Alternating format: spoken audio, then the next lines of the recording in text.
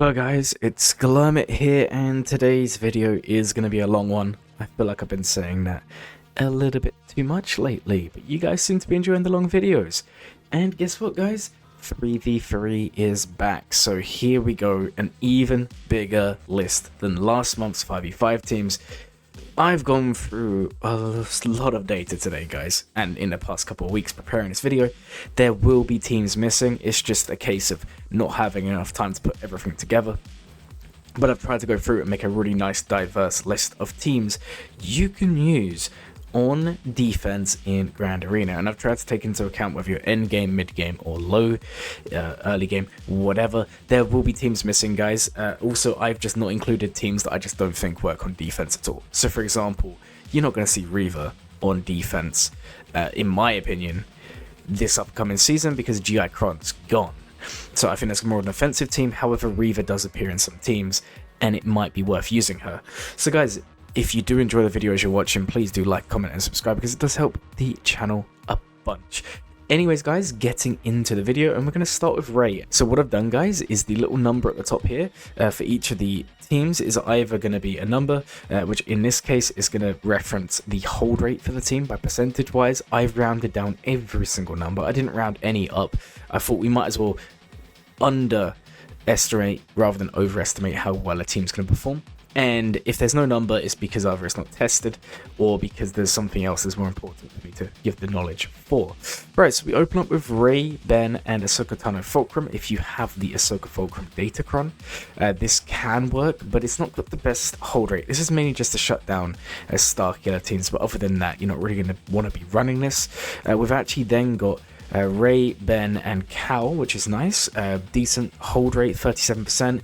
Also, this one is the most commonly seen outside of Rey, Ben, and Ezra in the high ends of Kyber. So you do know for a fact that even though it's got a decent hold rate, there's data to back this up. Because some of these teams will have good hold rates, but it's just not been seen much. But that doesn't mean the team's bad. It just means it's uncommon. We then have Rey, Ben, JTR at a 39% hold rate. And then we actually have Rey, Ben, Hondo. This one surprised me, guys, at 44% hold rate. Like, it has the best stats outside of any of them excluding Ezra, which is really, really nice and maybe something to consider using. We then have Rey, Ben, Ezra, 52% hold rate. This is going to get higher, guys, because Starkiller Kron's gone. So people will be using Malakos, but even then it's going to be a bit tougher now. So I can see this going even higher. We then have Rey, Ben, and Nest. If you have the Nest level 9, this is worth running. If you're wondering what the Nest level 9 is, I shall show you guys here. So Nest's level 9 is here. Nest is immune to max health reduction. Whenever an ally takes a turn, Nest assists. Whenever Nest inflicts a debuff, you gain crit damage stacking. And whenever Nest uses a special attack, she deals again, dealing bonus true damage. Whenever she attacks her turn, she exposes. And whenever an enemy takes a turn, she gains 5% offense stacking. She's ridiculously good, especially in a Rey team with that added mastery gain that you're going to be getting. Yeah. Nest is really, really scary and will appear in a lot of Rey teams. All I will say is I think unless you're going to take her up to Relic 7, 8, or 9, and then you're in Kyber 1 or Kyber 2, I still don't think it's worth running. I think it's only going to be worth running if you do take her up those Relic levels, but she will start doing a lot of damage, guys, so do be wary of that team. We then have Rey, Cal, and L3 at a 46% hold rate, which in my opinion is really, really strong. And then we have Rey, Hermit Yoda, Cal. So if you're someone who doesn't have Ben, one of these three teams, Rey, JTR, Cal, Rey, Hermit Yoda, Cal, or Rey, Cal, L3 is really your best choice to still make use of Rey, because some of us do have her but don't actually have Ben unlocked. Right, moving on to Jabba. So guys, I've got a couple of options here. I wouldn't recommend running this one. However, there's one more team that I do think could be good, and if that's the case, then I think you do this split here. So we're going to be running level 6 thermals basically on all the Jabba teams. If Jabba's in the lead, you need the level 6 thermals. It's going to be giving you offense increase. It's going to be preventing them from recovering health protection. It's going to make your Jabba team way more durable and way more offensive. We've then got Jabba, Bush Leia, Gamorrean Guard. Only do this if Gamorrean Guard is relic 7, 8, or 9, and he has his Cron. Otherwise, do not run this. I just want to make that very clear, guys. Do not run this unless he's high relic. Otherwise, Chrysanthemum's always better. You're also going to want to have the level 3 tank revive Cron, because it allows you to basically do what Chrysanthemum would have done anyway and revive. If you can't get him to high relics, don't run this. That's all I've got to say there, guys, and I want to make that very, very clear. We then have the anti-Leia Jabba team. So if you know your opponent's going to use Leia if you're scouting them, or maybe you just want to switch things up, this is a little bit of a trap for Leia. People will send in Leia and they will struggle against this lineup. Again, boost it with those level 6s. Guys, just so you know, for all of these, with the exclusion of this level of the 37 anti-Leia, you're going to want to run the TM on special with the thermal on level 6. Obviously, as we spoke about, tank revives better on this one up here, the high relic with the Cron. However, on this one here, you can actually get away with running a light side TM Cron, and if you want to go even crazier, guys, you're going to want to just run as much crit damage or offense as possible, but you also could go for the level 6 Smuggler evasion Cron as well, and you would actually get that on Skiff Lando, which would be pretty nice. So you do actually have some options there, but I do recommend, if you're going to run this trio here, do run the TM Cron with the evasion on Skiff Guard Lando. Then we have Jabba, Bush Leia, Boba Fett. Again, I wouldn't set this one, it's just there because it does have decent hold rate. This is more anti-Night Sister. And then we move on to Leia teams. Honestly, guys, I just want to clear up something. I do really recommend the main Jabba team, but these are there as options if you want to change things. Although saying that, this team here is also really nice to run and can trick your opponent up, especially if you have a good Cron for that. So moving on to Leia teams, we have Leia, R2, and Drogon, the tried, the proven, the annoying. We know how it works. We then have Fulcrum instead of R2.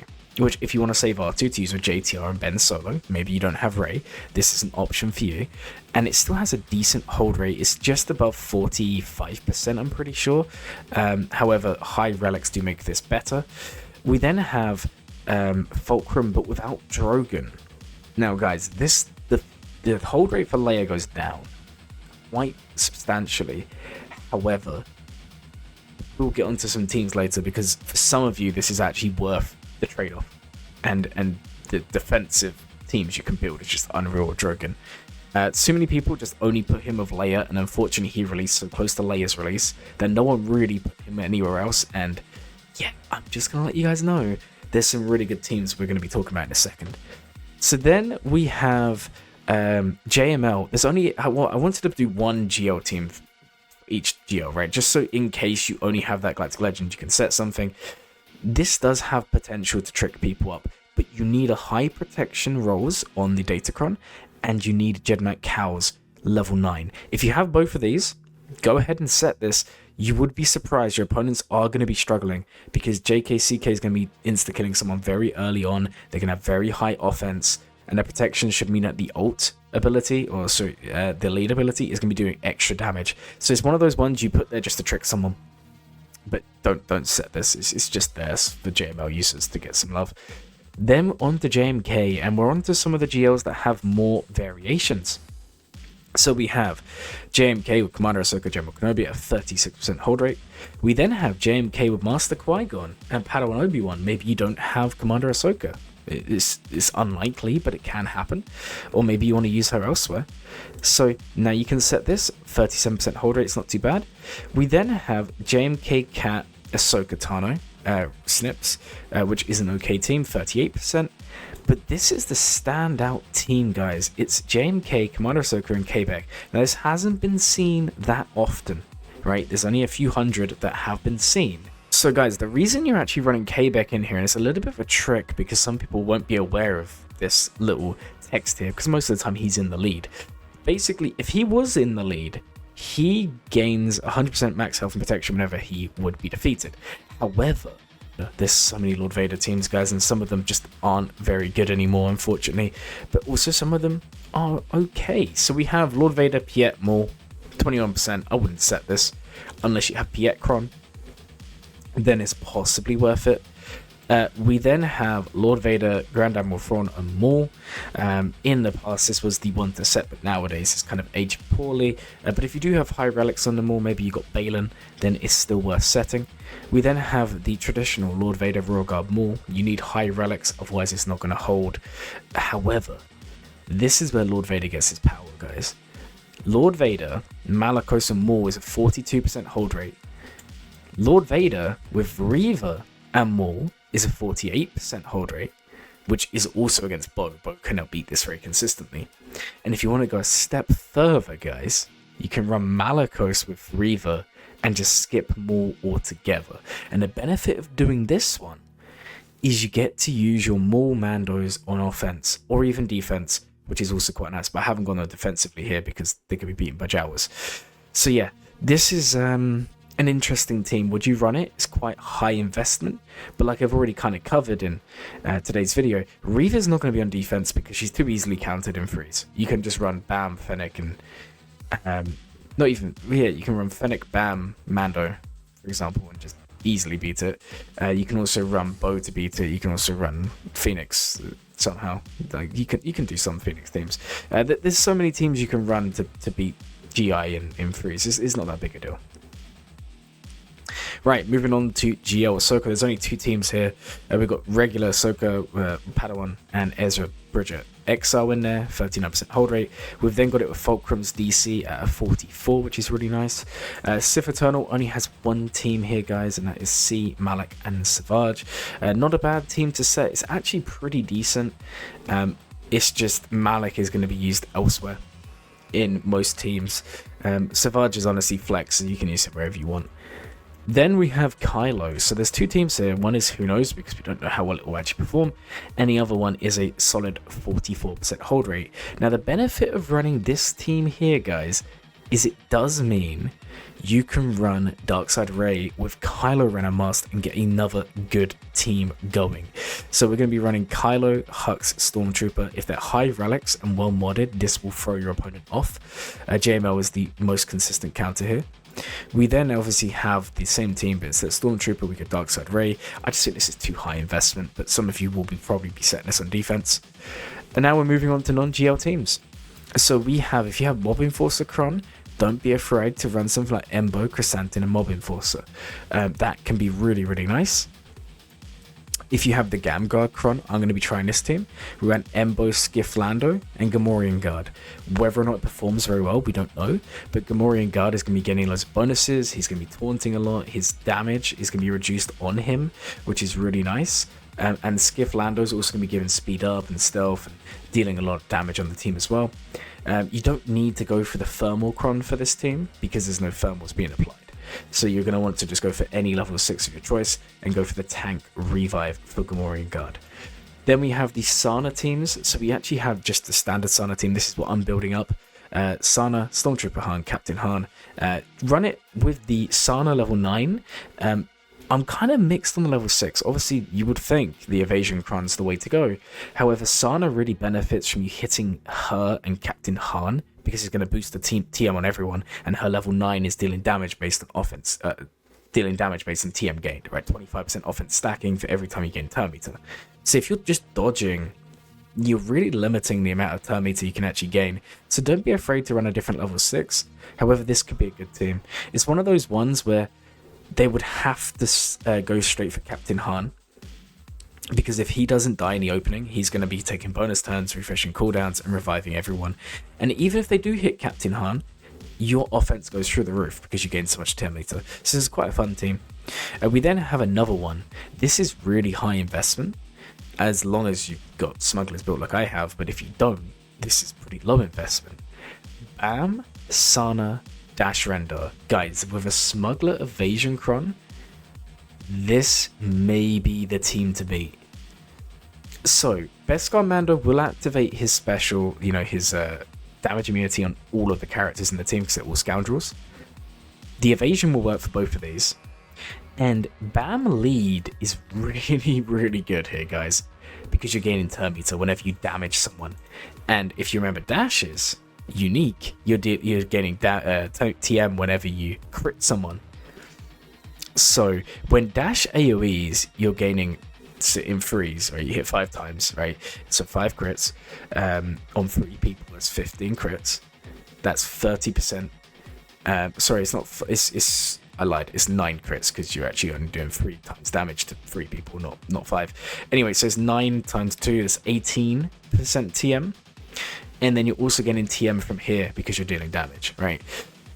So Sana's gonna just be boosting your offense like crazy, and yeah, this is a really scary team. It's definitely worth setting. This will take something good to beat 100%, guys. This is like my favorite team going into this 3v3. However, I won't be using it because I use dash and offense for content. Hooray for me! But guys, if you do use this team, please do send me your screenshots of it just getting like 20 holds. Someone out there is going to watch this video and have that happen. Someone else is going to send me a screenshot of no holds and be like, Glum, you lied to me. Yeah, guys, I'm sorry. Sometimes it happens and sometimes it doesn't. But yeah, this is a really, really strong team. So do be ready for it, guys. On this one, you will want the evasion cron. On the other ones, not so much, but on this one, definitely evasion cron. You want TM, and obviously Sana's level 9. Right, moving on to more smuggler teams. So you can actually break them up into 2 teams or 3 if you really want. So we've got Dash, L3, Vandal, Chewie with the evasion cron. This could be just disgustingly good. You would want to go for the Dash level 9. What that's going to be doing is every time he stuns, he takes a bonus turn. It just makes this team really annoying to deal with. We then have Kira with young Lando in L3. Again, go with the Kira level 9. That's very, very strong. And you're going to go with the evasion level 6. And then if you don't want to run young Lando, run Nest. We've already spoken about how good Nest is. You can plug her into basically any team. Now moving on to another team, and I actually just applied this Omicron today so I can use this team in Grand Arena, and that is going to be Afra, BT1 and Hondo. Now we know this from last 3v3 season when Hondo had his Cron. However, BT1's Cron is also extremely good. There is an argument to run a mercenary Cron instead, but I just don't see it. BT1's Cron is going to be inflicting armor shreds, exposes, giving protection up. If they try to stun him, he's going to be getting speed stacking. And if you have the level 6 that has the damage immunity, what that's also going to be doing is whenever you get to 40%, it's going to give you damage immunity, obviously, and it just makes the team way more durable. And the other benefit of having Hondo's Omicron, which you do need for this team to function, is they have to make a decision. Do you go for Hondo first or Afra first? You get your cooldowns jacked, or Hondo just stalls someone in. So really, really nice team here. Obviously, you would want to take up higher relic levels if you really want to see the defensive power, but it can still hold at low relic levels. Right, we've got some more Hondo teams. Basically, we're just making use of the evasion cron. So we've got Hondo, Han, Chewie. We've got Hondo, Vet Smuggler, Han, Vet Smuggler, Chewie. We've got Hondo, IG at 28%. Obviously, the evasion cron wouldn't really matter on this one, guys, because Hondo's dodging anyway, so you can really go for whatever you want here for the level 6. If you want to run Grievous, you're only going to be wanting to run the Stab Datacron here because it is anti-Wampa. It's one of those traps that you can set. And now we move on to the fun one, guys. Saw is looking very, very good at the moment. So we've got Saw, Baze, Kyle. If you don't have Luthen like I don't, then yeah, it's a 13% hold rate. Obviously, if you have higher relics, good mods, good datacrons, it's going to be higher, but not a terrible team. We then have Saw, Luthen, and Kyle at 25%. Saw, Luthen, and Rex at 31%. Guys, this is why I said you might want to save Drogon. Saw, Kyle, and Drogon. This is including non-Omicron in the data, 48%. If you apply the Omicron to Drogon, it's even higher. It's just straight up ridiculous. And it gets better. Saw, Drogon, Luthen, 50% hold rate, guys. It's up to you if you want to run this. It's high investment. But if you have Leia, fair enough, I understand it. But if you don't want to use Leia, or you want to use a different Leia team, this is a big trap, guys. The only problem is, if you set Leia without Drogon, and your opponent has watched this video, they're going to know this team's here and they'll prepare for it. So I'd recommend that you flip it and you set this on the front wall, because then your opponent might think you just took Leia on offense without Drogon. And then when Leia shows up in the back wall, they're like, oh damn, I've lost. And then we have Saw, Kyle, Kara. I don't know what this one will perform like, but Kara does have a level 9 in this set. And it actually looks pretty good. That's Sana. Kara's is here. It's very basic. Whenever Kara gains stealth, they recover 100% protection. Really, really nice. Great for survivability. She's gaining stealth so much in the teams. So yeah, that's a nice team to be running. Guys, I know this is a really long video. You have no idea how long it actually took me to put this one together. So like I said, if you enjoy the video, please do like, comment and subscribe, guys. It does help the channel a bunch. And if there's any teams you think I missed, please do comment down below. Right, moving on to Malgus. We have Malgus, Revan, Bastler at 27%. Malgus, Revan, Malak at 26%. We then have Malgus, Malak, Basti at 30%. This is the team I recommend you run. Don't set it with Marauder, please. Don't set it with Marauder and Talon. I see this all the time. I'm just going to use my Young Han. I get that not all of you have that available to you, but the point is, it's just not a good lineup. If you're going to set Malgus, at least set this lineup. I'm begging you guys. I know some of you like Malak solos, but if you don't have Malak in there or Darth Revan, it just opens up too many teams. You got to have one of the two. And with the introduction of Zalbar Omicron, Darth Revan's probably in a different team right now. Yeah, we have Revan, Zalbar, Mission. I have a video on it. I actually think it's better. It's going to be better on offense and defense because you're guaranteed success, whereas defense, max, you get one hold. That could be the difference in the Grand Arena, but you know, my opinion is I'd rather teams that can hold more than once. But yeah, so you're probably going to want Malak in there. Then we have the First Order, so we've got Kylo Ren Amast, First Order TIE Pilot, Kylo Ren at 22%. And then if you want to go to the next level, switch Kylo Ren for Darkside Rey. And that's what I was talking about earlier. You can do this as a second team, and I think this would also trick someone up. A bit like the Drogon one. So if you are going to set Kylo, you can also set this as well. And we then have some Gungans. Boss Nass, Phalanx, and Jar Jar Binks is a 15% hold rate, whereas Boss Nass, Tarple, and Phalanx is actually way higher at 25%. And I've seen some footage last week. This is a really nice team, way harder to beat than this one. Then we have Queen Amidala with Qui-Gon and Obi-Wan. You're not going to use any different lineup there, guys. It's 33% hold rate. We then have Quebec with Qui-Gon and Obi-Wan if you don't have Queen Amidala at 34%, which is really nice. And then we have Traya coming in at 43% hold rate. You're probably going to want to save her for offense, but for those of you who do want to set her, she's here. Just make sure she's modded for protection primaries on everyone, because otherwise they're going to send in Gibme and ruin your day. You can interchange the leads as you would like. Just don't do Nidus lead, unless you know your opponent doesn't have Gibme, and then do Nidus lead. Then we have Bosk, Boba, and Zam run a level 6 thermal with the tank revive. It's got about 20% hold rate currently. Only Boba's gaining stats from the thermals. It will still prevent them from recovering health. That's just a wide team-wide thing.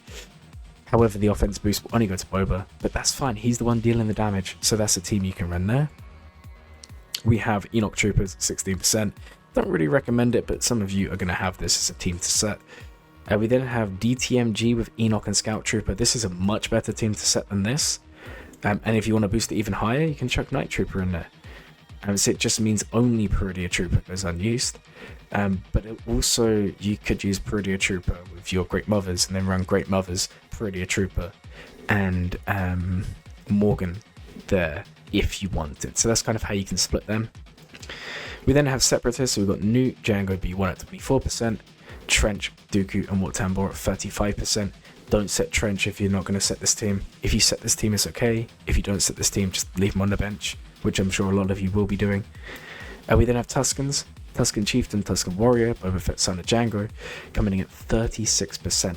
If you take Boba to Relic 8, his hold rate goes up near and actually higher than this. But you have to put the Relic levels on and have the mods, otherwise it's not worth it. So otherwise just run this one, which I think a lot of you will be doing. But the benefit of using Boba is it allows you to set a second Tusken team, which could throw your opponent off. Maybe not in Kyber 1, but below that in Chromium, Erodium. You could probably get some holds of a normal Tusken team just with the Tusken Raider Omicron. Alright, then we have CLS with C-3PO and 3PO and Chewie at 24%. You can set it with Chewie and Han at 30%, but honestly they're better used elsewhere. offense. We then have Zori, so Finn, Zori coming in at 31% hold rate, but make sure you use a TM cron for this. Then we have Rex 5's Barriss. It's made a little bit of a comeback, guys. It's back at 25% for the hold rates.